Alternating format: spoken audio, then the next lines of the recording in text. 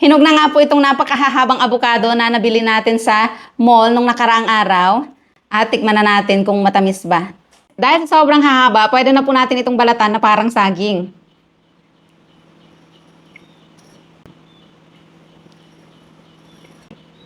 Ayan, nakakatuwa dahil ang nipis po ng balat niya. Oh. Yan. 'Di ba?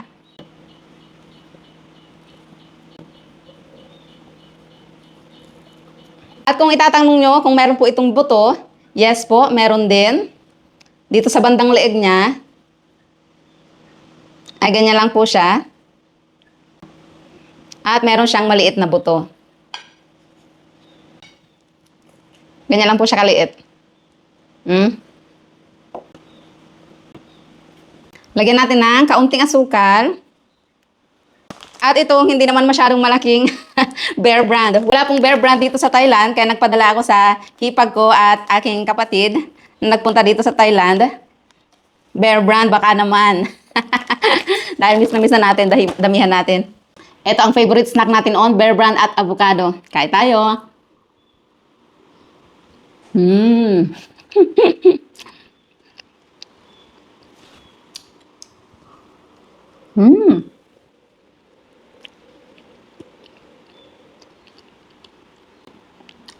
Sarap, grabe. Kapag kumakain ako nito, ayoko yung hinahalo-halo na nilulusaw yung avocado tsaka yung nilalagyan ng yelo. Mas gusto ko yung ganito.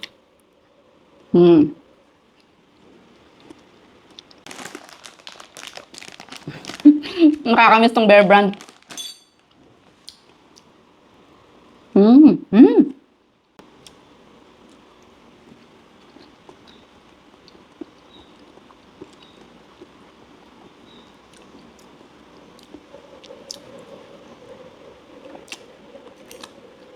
Wow.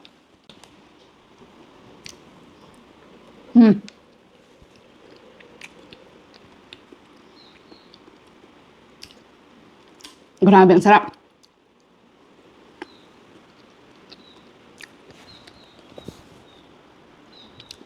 Wala man ng pait doon sa avocado. Ang ganda ng pagkakahinog.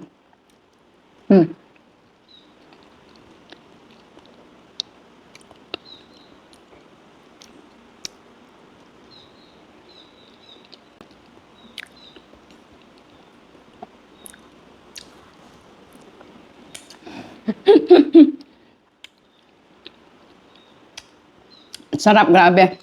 Kayo po, anong gusto nyong ginagawa sa avocado? Yung ganito o nilalagyan ng yelo? Mamaya pala, mag-blender ako para sa aking mga anak. Sabi isa pa.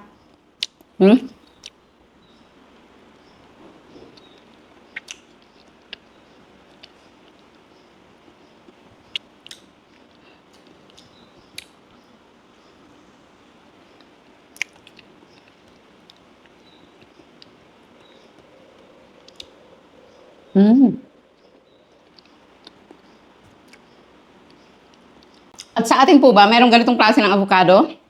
Ganda, no?